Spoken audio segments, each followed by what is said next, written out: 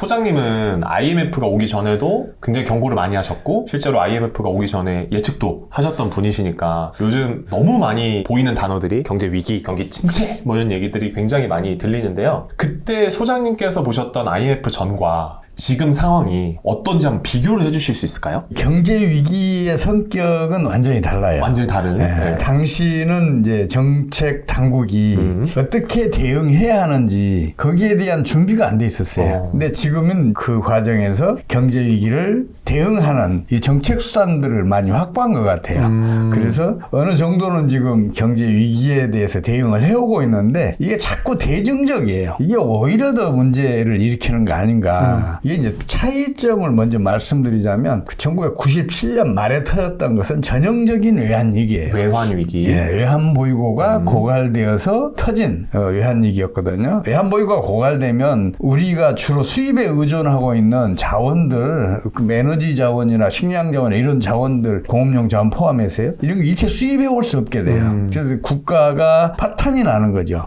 이제 거기 직전까지 갔었는데 다행히 이제 IMF 구제금융, 미국 재무부의 도움, 그리고 우리 정부의 신속한 대응 이런 걸로 해서 그 상황까지는 안 갔어요. 국가의 경제가 파탄은 나지 않았는데 98년 성장률이 마이너스 5.4%를 기록했을 정도로 경기 하강이 아주 급속했고 당시에 그 30대 재벌 중에서 16개가 사라지고 중소기업을 포함해서 3만 개의 기업들이 도산을 했어요. 그러면 그 30개 기업 중에 저희가 알만한 유명한 기업들이 어떤 게 있어요? 지금 이제 기아가 현대차에 포함됐잖아요. 네. 기아 그룹. 기아 그룹이 망했었다고요? 아이, 그럼요. 진짜요? 완전히 망해서 이제 현대가 인수를 해간 거죠. 산미, 또 대농, 그때 엄청 많이 망했어요. 이제 나중에지만은 대우도 무너지게 되고. 대우. 또, 예. 우리나라에서 알만한 기업들 많이 무너졌었어요. 그 바람에 정규직 노동자가 130만이 해고를 당했어요. 자영업자는 수십만이 도산했어요. 이건 통계도 없어요. 또 우리 역사나 이런 데는 노숙자가 넘쳐났었어요. 노숙자가 어디 누울 자리가 없을 정도로 그 지하철 역사에는 바글바글했죠. 한마디로. 그런 정도로 당시에 심각했어요. 그 외환위기가 얼마나 무서운가를 우리 국민들한테 절실하게 보여줬는데 이번에는 이제 그렇게는 가지 않기를 바라고 있고 또 정부 정책 당국의 대응이 대증요법이지만 비교적 잘하고 있어요. 근데 이번에 닥친 경제위기는 또 전형적인 금융위기의 성격을 가지고 있어요. 금융위기라는 거는 이제 금융 시스템이 붕괴 직전에 가면서 일어나는 일인데 이건 앞으로 어떻게 전개될지는 지금부터 올해 연말 내년까지 지켜볼 필요가 있어요. 그러면 그 정부가 대증요법을 쓰고 있다고 하셨는데 정확하게 대증요법이라는 게 어떤 식으로 이제 정부가 이걸 컨트롤하고 있다는 뜻일까요? 이제 금융위기가 터지게 하는 가장 결정적인 경제 원리는 신용 파괴 원리의 작동이에요. 신용 창조 원리가 역으로 작동하는 거거든요. 그러니까 신용 승수배만큼 경제 내의 유동성을 수축시키는 압력으로 작용을 해요. 우리 사람도 피가 10%만 줄어들어도 생명이 위험하잖아요. 그죠, 몸이 잘 작동을 안 하죠. 그럼요. 네. 우리 경제 내에서도 통화가 우리 몸에 피와 같은 역할을 하는데 그게 신용 승수배만큼 줄어드는 압력으로 작동을 한다. 그러면 경제가 제대로 돌아가지를 못해요.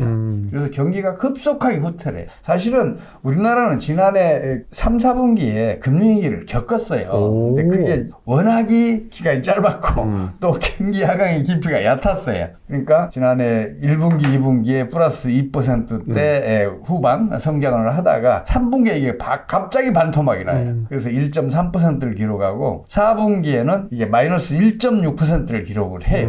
이건 연율이에요. 정부는 분기 성장률을 발표를 하는데 그래서 이제 그런 급속한 경기 후퇴 이런 거는 금융위기가 진행되지 않으면 안 일어나요. 근데 다행히 올해 들어서 경기가 상승으로 돌아서면서 사람들이 그걸 워낙 얕게 짧게 겪었으니까 그걸 못 느끼고 그냥 넘어갔어요.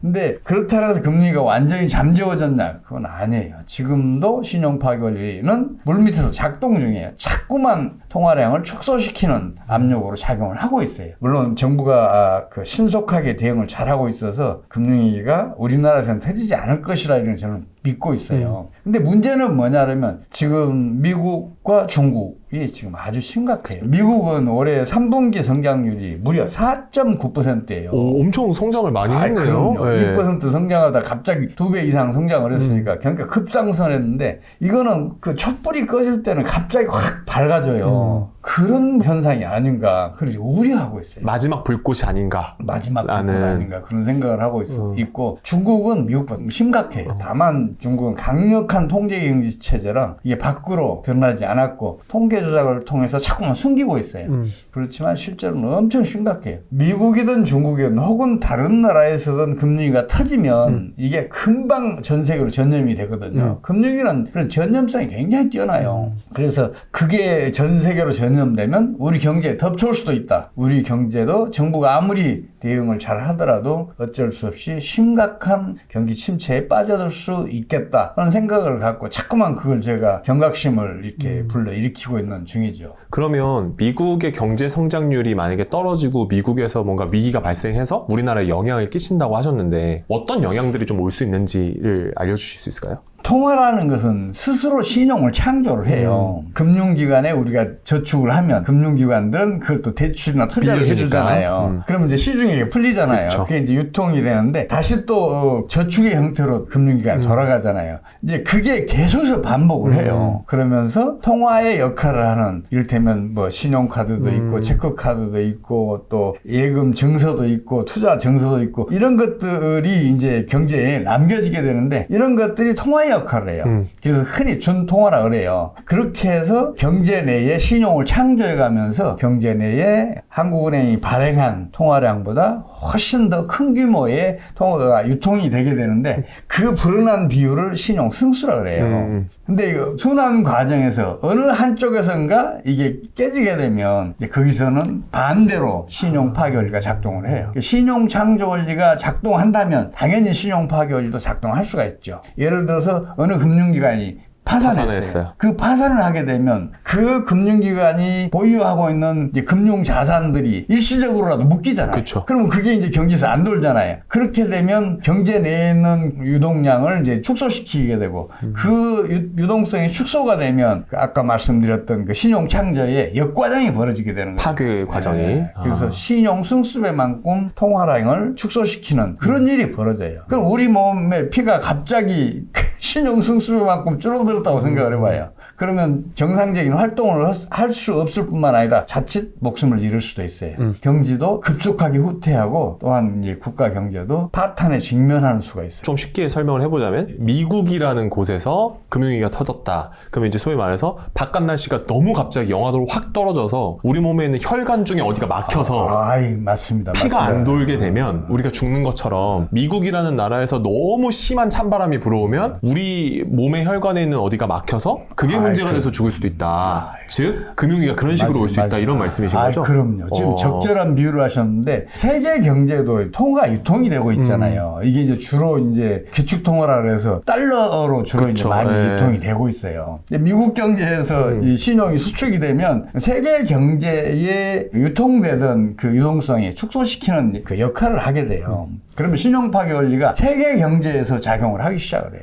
그럼 세계 경제 전반이 타격을 입게 되는 거예요. 작은 범위에서 일어났던 신용 파괴 원리가 전 세계로 퍼지게 되면서 그럼요. 전 세계에서 이제 신용 파괴 원리가 작동하게 되면 이제 전 세계 금융위기가 발생하는 그럼요. 거군요. 그래서 금융위기는 전염성이 굉장히 뛰어나요. 어느 한 나라 비교적 비중이 큰 나라에서 금융위기가 터지면은 이거는 전 세계로 전염되어 왔던 게 그동안의 경험이에요. 우리가 2008년에도 미국에서 서브프라임 모기지 사태가 터지자마자 전 세계가 난리가 심각한 났었죠. 경제 네. 엔화를 겪었잖아요. 전반적으로 마이너스 성장을 하고 또 금융기관들 여기저기서 파산하는 일이 벌어지고 미국 이외에도 그런 일이 앞으로도 벌어질 수 있다. 이렇게 저는 보는 거죠. 근데 그러면 이제 그런 위기가 왔어요. 뭐 IMF라던가 2008년 서프라임 모기지론처럼 정말 큰 위기가 왔으면 체감할 수 있는 위기들이 어떤 것들이 좀 발생을 하나요? 사실은 모든 경제위기는 금융위기를 경유를 해요. 금융위기를 경유하지 않은 경제위기는 없어요. 경제 파국도 물론 금융위기를 경유를 하는데 이 금융위기는 필연적으로 발생할 수밖에 없는 속성을 가지고 있어요. 이게 이제 주로 이제 금융위기라는 게 주식시장과 부동산 시장의 붕괴로 벌어지는 게 일반적이거든요. 그래서 주식이나 부동산이라는 것은 소득을 일정 기간 축적을 해야 수요가 일어날 수 있잖아요. 예를 들어 집을 산다. 그렇죠. 돈 많이 그러면 모아야죠. 5, 6년 이상 저축을 해야 겨우 살 수 있잖아요. 좀 키워가는 것도 마찬가지고. 그렇기 때문에 재원이 축적되는 기간 동안은 가격이 못 올라요. 수요가 안 일어나니까. 그런데 이제 재원이 충분히 축적이 되잖아요. 저축이 충분히 축적이 되면 그때부터는 이제 수요가 본격적으로 일어나니까 가격이 일반 물가보다 훨씬 빠르게 올라요. 왜냐하면 일반 물가는 이미 많이 올라 있으니까. 이걸 따라가줘야 되니까. 따라가줘야 되니까 훨씬 빠르게 가격이 상승을 하게 돼요. 가격이 빠르게 상승하게 되면 2, 3년 더 저축해야 할 사람들이 큰 빚을 내서라도 현재 수요로 가담을 하게 돼요. 이 얘기는 미래 수요가 현재 수요로 넘어왔다는 얘기 아니에요. 그럼 미래 수요와 현재 수요가 합쳐지면 수요가 배가가 되고 그러면 가격이 폭등하면서 투기 광풍이 불어요. 이걸 이제 흔히 광기라 그러는데 광기가 벌어지게 되는 거죠. 시간 이동이 광기를 일으키는 이게 경제 원리예요.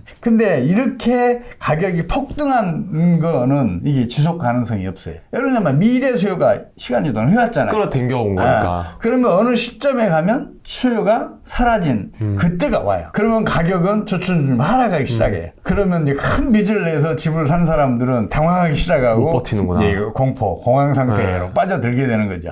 그게 패닉이에요. 수요의 공동화가 패닉을 일으키는 경제 원리예요. 이 패닉 상태가 벌어지게 되면 거기서부터는 이제 주식이나 부동산도 통화의 기본적인 기능인 거래 수단의 기능, 가치 저장 수단의 기능을 가지고 있어요. 우리가 이 주식 시장이 호조일 때에는 주식 팔아서 다른 용도로 쓰고 그러잖아요. 이게 통화 역할을 가지고 있잖아요. 그래서 주식 시장이나 부동산 시장이 하강하게 되면 이 경제 내의 유동성이 수축되는 효과가 나타나요. 그렇게 되면 이제 신용 파괴가 작동을 시작을 해요. 그래서 붕괴가 돼요. 그래서 광기, 패닉, 붕괴의 과정을 거쳐서 장기 정체로 가는데 붕괴는 이제 신용 파괴 원리가 작동을 해서 일어나요. 이게 붕괴의 경제 원리예요. 이런 과정을 거치게 돼요. 그 다음에는 이제 새로운 수요가 일어날 때까지는 또 저축이 충분히 축적이 돼야 되잖아요. 그게 한 5, 6년 정도 걸려요. 그래서 장기 정체기에 들어가게 되면 5, 6년 후에나 다시 이제 반복이 다시 시작되는 거죠. 주식이나 부동산 시장은 일정 기간 저축이 이루어져야 수요가 일어나기 때문에 앞으로도 영원히 금융위기는 반복적으로 일어나요. 다만 금융위기의 타격이 얼마나 심각하게 나타나느냐, 얼마나 파괴적으로 나타나느냐는 경제 정책이 결정해요. 특히 금융위기가 터지기 직전에 정부가 과도한 경기 부양 정책을 펼쳤을 때는 그 타격이 아주 심각하게 나타나요. 2008년도 서브프라임 모기 사태 때도 마찬가지였고, 뭐 2000년도에도 마찬가지였었고, 우리 1997년 말에 터졌던 외환위기 때도 마찬가지였어요. 과도한 경기 부양 정책을 펼치지 않은 게 중요하고, 만약 펼쳤을 때는 금리가 터졌을 때는 굉장히 타격이 심각해요. 다만 금리가 터졌을 때 또 거기에 정부 정책이 얼마나 적절하게 신속하게 처방이 이루어지느냐, 여기에 따라서 또 그 뒤에 국민들이 느끼는 경제적 고통은 좌우가 돼요. 이제 신용 창조 원리의 반대가 신용 파괴 원리인 거잖아요. 그럼요. 사실 신용 창조 원리라는 게 없는 돈을 만들어서 이 사람한테 돈을 주는 행위가 신용 창조 원리이고 이 신용 창조 원리가 너무 많이 이루어져 있을 때 만약에 어느 한 곳에서 이제 문제가 생겨서 거기 무너지게 되면 이게 반대로 다 망가지게 되는 게 신용 파괴 원리인 거죠. 그럼요. 그러면 이렇게 신용 파괴 원리가 막 일어났어요. 그러니까 소위 말해서 어디 문제가 생겨서 돈이 잘 안 돌아요.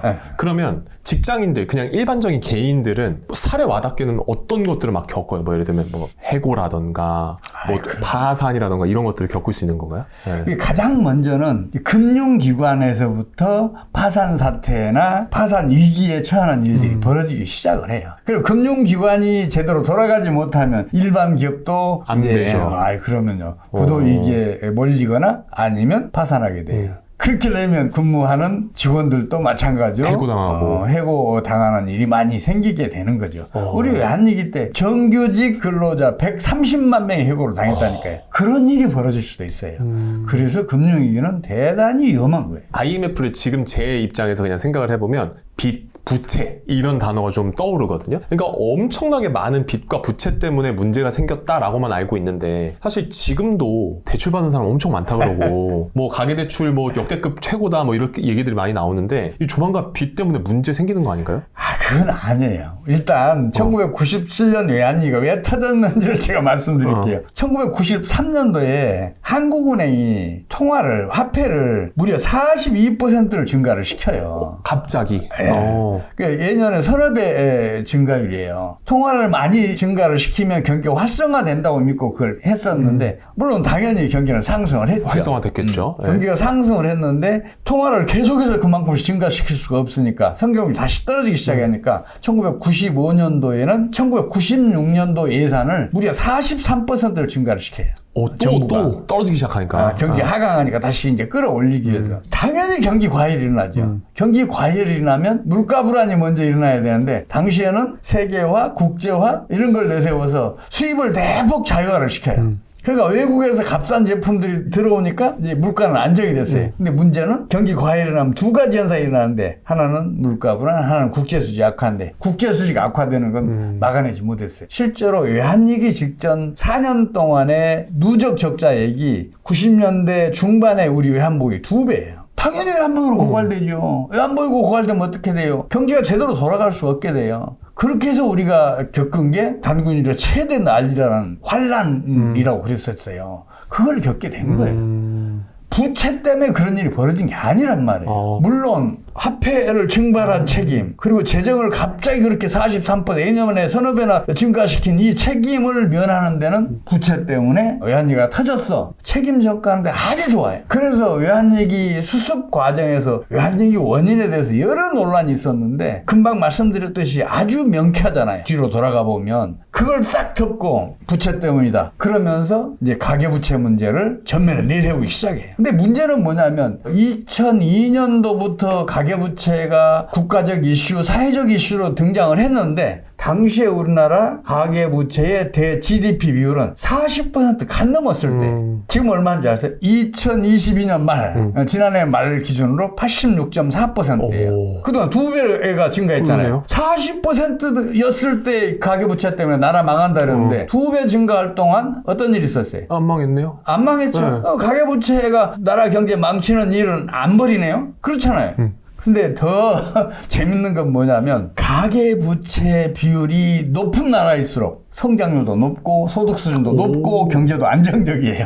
예를 들어서 네덜란드, 스위스, 스웨덴, 미국 등등이 그래요. 우리가 아는 좀 잘 나가는 나라들. 좋고 잘 나가는 나라들이네요. 심지어 어떤 나라는 지금 가계부채 대 GDP 비율이 150% 근접한 나라도 있어요. 우리나라 2배나 돼요. 잘 사는 나라들, 경제가 좋은 나라들, 안정적인 나라들은 그래요. 대신 가계부채 비율이 낮은 나라들은 아예 못 사는 나라들이거나 아니면 선진국이더라도 경기 부진이 장기화하고 있고 또한 경제 사정이 안 좋은 그런 나라들이에요. 대표적으로 일본, 그리스, 이탈리아, 스페인 이런 나라들이에요. 이 나라들은 다 선진국에 속하잖아요. 근데 경제난을 겪고 있거나 장기간 경기 부진을 겪고 있는 나라들이잖아요. 어느 나라가 좋아요?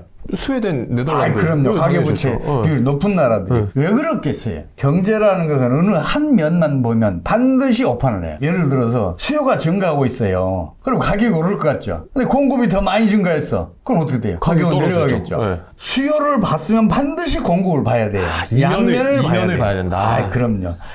가계부채 이면을 한번 보자고요. 가계부채 이면에 뭐가 있어요? 금융기관 대출이 있죠. 그러네요. 금융기관 대출은 어떤 경우에 이루어지고 어떤 경우에 증가하겠어요? 자본 축적이 충분할 때예요. 돈이 있을 때. 그럼요. 그 자본 축적이 국가 경제에 도움이 돼요? 아니면 그 부담이 돼요? 도움이 되죠. 도움이 되죠. 경제를 양면을 봐야 되는데 자꾸만 한쪽만 보면 그런 그 오판을 하게 된다고요. 저 너무 명쾌하게 이해가 되는 게 가계부채라는 건 결국에 빌려주는 사람이 있어야 생길 수 있는 거고 그 빌려주는 사람이 돈이 없으면 빌려줄 돈도 없는 거잖아요. 그럼요. 그러니까 능력이 있어야 빌려줄 수 있고 능력이 있어야 빌릴 수도 있는 건데 그리고 이런 면도 한번 생각을 해보세요. 금융기관 입장에서는 1,000억 원을 한 개 기업에 대출해 주는 게 수익성이 높겠어요? 아니면 1억 원씩 1,000개 가게에 빌려주는 게 수익성이 높겠어요? 오, 1,000억이 낫지 않을까요? 아이, 그럼요. 이 1,000개 가게를 관리하려면 몇 명이 필요하겠어요. 귀찮은데, 예. 비용이 엄청나게 많이 들 그렇죠. 거 아니에요. 대출해준 거 안 갚으면 그렇죠. 법률적으로 이제 대응을 해야 되는데 그 비용도 얼마나 많겠어요. 그래서 금융기관은 믿을만한 기업들에게 충분히 대출해준 다음에 비로소 가게에 대출을 하기 시작해요. 실제 우리나라 그랬어요. 1990년대까지만 하더라도 개인들이 은행에서 돈 빌리는 것은 꿈도 못 꿨어요. 자본 축적이 충분하지 못했어요. 기업에다 빌려주고도 아직도 더 빌려줘야 된 상황이었으니까. 그럼 가게는 대출해줄 수가 없었죠. 능력이 안 되니까 아직은. 그럼요. 가게 빌려주면 비용이 많이 든다니까요. 지금도 마찬가지예요. 그래서 우리가 개인들이 은행에서 쉽게 부동산 담보대출이라도 받을 수 있게 된 거는 2000년대 이후예요. 그때부터 자본 축적이 많이 되면서 유동성이 풍부해지니까 은행으로서 남는 돈 기업에다 충분히 대출해주고 이거 어디다 대출해주겠어요? 가게에도 대출해주는 거예요. 그래서 가계대출 비율이 높은 나라일수록 소득 수준도 높고 성장률도 높고 경제도 안정적이에요. 결국에 가계 부채는 시냇물이네요. 저 산 위에서 올라온 게 바다도 만들고 강도 만들고 호수도 만들고 맨 마지막 시냇물이 가계대출인데 대신 가계부채 비율을 자꾸 얘기하게 되면 정책 당국이 경기 부진의 책임에서 벗어날 수가 있어요.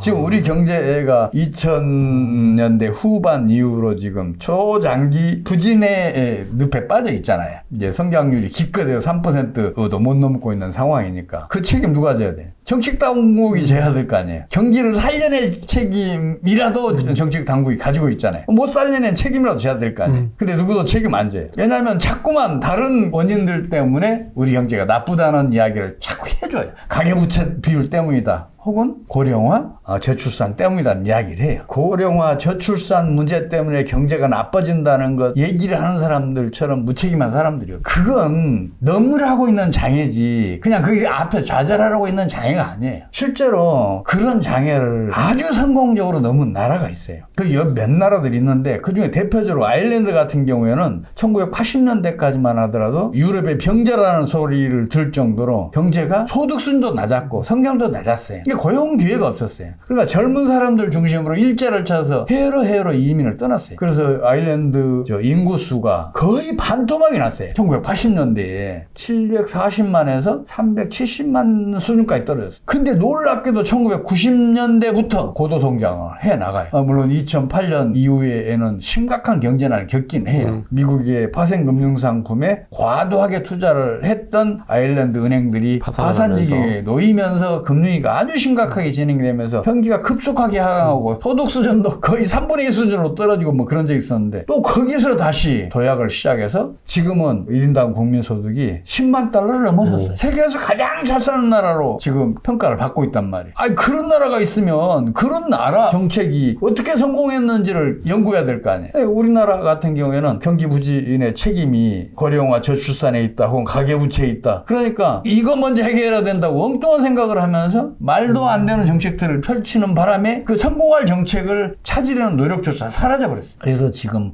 우리 경제가 장기간 지금 부진을 겪고 있는 거예요. 근데 왜 부채가 많아지면 나라 망하는 것처럼 얘기할까요? 그러니까요. 그러니까 정부가 그걸 즐기고 있어요. 그 어느 누구도 거기에서 반론을 제기를 안 해요. 2002년부터 지금까지 그 얘기가 계속되고 있으니까 마치 진실인 것처럼 이게 우리 사회에 굳어져 있어요. 그 사람이라는 게 그렇잖아요. 이미 대세로 굳어지는 것에 반론을 제기하면 왕따 당하기 십상해. 제가 지금 학계나 이쪽 관계에 의해서 왕따 당하는 것처럼 모든 사람들이 그렇게 믿고 있는데 아니야 틀렸어 얘기하면 왕따 당해. 근데 소장님이 표현하신 거니까 제가 소장님 그렇게 생각하는 거 아닙니다. 왕따라고 하시니까 학계에서 왕따 소리를 듣고 근데도 계속 우리나라 국민들을 위해서 이거는 경제 위기가 올 것이다. 이건 이게 좋은 거고 저게 좋은 거다. 옳은 말을 하시려고 하는 이유가 뭐예요? 힘드실 수 있잖아요, 소장님. 사실은 현재 경제학의 문제예요. 우리나라 경제학자들, 우리 경제 관료들 그 사람들의 문제가 아니에요. 현재의 경제학이 지나치게 무능해요. 생각을 해봐요. 가격 이론 이거는 완전 경쟁, 완벽한 정보, 신속한 균형 이런 세 가지 전제 조건 위에 서 있잖아요. 근데 이 세 가지 조건을 가장 근접하게 충족시키는 게 주식시장이에요. 근데 주식시장에서 가격 이론으로 투자하는 사람 봤어요? 없죠. 한 사람도 없어요. 가격 이론이 현실은 전혀 쓸모가 없어요. 실제로 세계사를 보더라도 경제학자가 주식투자에 성공한 사람은 딱 세 사람밖에 없어요. 제가 알기로는 크게 성공한 사람. 한 사람은 리카도. 이 사람은 원래 증권 브로커 출신이에요. 그래서 경제학자로서 성공한 사람이 아니에요. 그 다음에는 케인스. 케인스는 3번이나 전 재산을 탕진할 정도로 무참한 실패를 겪었어요. 집안이 워낙 좋으니까 4번째 투자에서 크게 성공을 해요. 그래서 성공한 사람으로 알려져 있어요. 3번 실패했으면 경제학자가 3번 실패하면 안 되죠. 원래 일반인 같았으면 못 올라오죠. 그럼요. 실패했으면. 그 4번째는 사무엘슨인데 이 사무엘슨은 젊은 때 주식투자해서 일시적으로 성공하고 일찍 빠져나왔어. 그 사람 계속해서 실패했을까? 안 했구나. 예. 네. 그래서 경제학은 그만큼 무능해요. 그 무능한 이유가 이게 사실 이런 이 아담 스미스에게 책임이 좀 있어요. 잘못을 제가 지적을 하면 교회에 가서 예수님 얘기하는 거나 마찬가지인데. 뭐 이렇게 얘기하는 것 같아서 제가 경제학계에서 박사학위를 못하고 경영학 쪽에서 박사학위를 받았는데 이 경제학이 그만큼 무능하기 때문에 그 무능한 경제학을 배운 경제학자들, 경제 전문가들, 경제 관료들 이 사람들도 자꾸만 경제학에 매달리면 경제를 제대로 볼 수 없고 거기에 대한 대응책도 제대로 얘기할 수 없고 정책도 적절하게 시행할 수가 없어요. 근데 미국 같은 경우에는 경제학자가 경제정책 당국자에 임명되는 경우는 거의 없어요. 그 사례는 딱 한 번 봤어요. 경제학자이더라도 경제 현장에서 단연간의 경험을 겪은 사람이어야 정책 결정권자의 자리에 갈 수가 있어요. 근데 이 버냉키는 세계 대공황의 최고의 권위자라고 평가를 받고 있었어요. 이 사람이 임명될 때 서브프라임 모기 사태가 진행될 때 세계 대공황보다 더 위험한 상황이다. 그래서 그 사람 물러와서 당시 연준 의장을 시켰어요. 좀 실수도 있었지만 무난히 이제 극복을 해내기는 했어요. 그만큼 미국은 현장 경험을 중요시하고 현장 경험을 실제로 겪은 사람은 기업을 경영하거나 은행을 경영한 사람은 이론보다는 현실에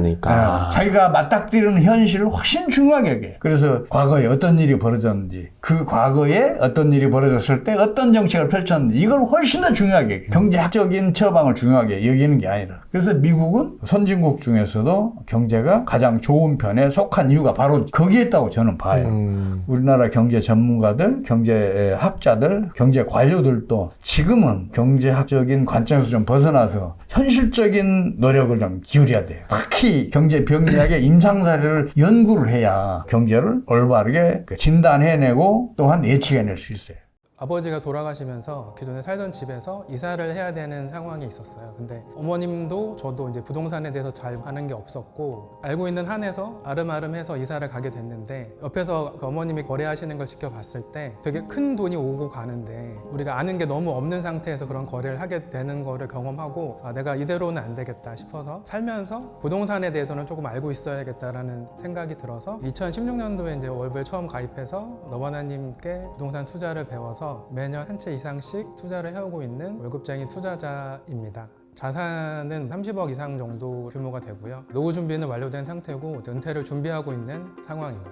너바님께서 해주셨던 말씀 중에 처음 들었을 때 충격을 먹었던 그 말이 있는데 여러분 세상이 여러분의 생각대로 혹은 마음대로 돌아가지 않는 건 그냥 당연한 거예요. 그거를 받아들이는 사람과 받아들이지 못하는 사람이 있고 그걸 받아들이지 못하면 이 이후의 삶도 굉장히 불행할 겁니다. 그래서 이거를 받아들이고 내가 이 세상이 내 마음대로 되지 않는 걸 인정하고 그러면 그 인정한 상태에서 앞으로 어떻게 해야 되는지를 생각하는 것이 성공하는 사람들의 태도나 자세입니다라고 말씀해 주셨을 때 굉장히 큰 충격을 받았고 아 내가 저렇게 살아야겠구나 라는 생각을 했던 것 같습니다. 그러니까 뭐 부동산 투자를 어떻게 해야 된다라는 방법만 알려주는 게 아니라 부동산 투자를 잘하는 것 이상으로 그 인생에 있어서 내가 어떤 목표를 설정하고 그 목표를 이루기 위해서 어떤 것들을 해야 되고 그 어떤 것들을 해나가는 과정이 한두 번의 사건으로 끝나는 게 아니기 때문에 그 과정을 계속 유지해야 되는데 그 과정을 유지할 수 있는 방법까지 다 알려주시는 것 같습니다. 그 지역에 방문해보고 부동산에 가보고 실제 현장에서 적용해보면서 가능하겠다라는 생각이 들었고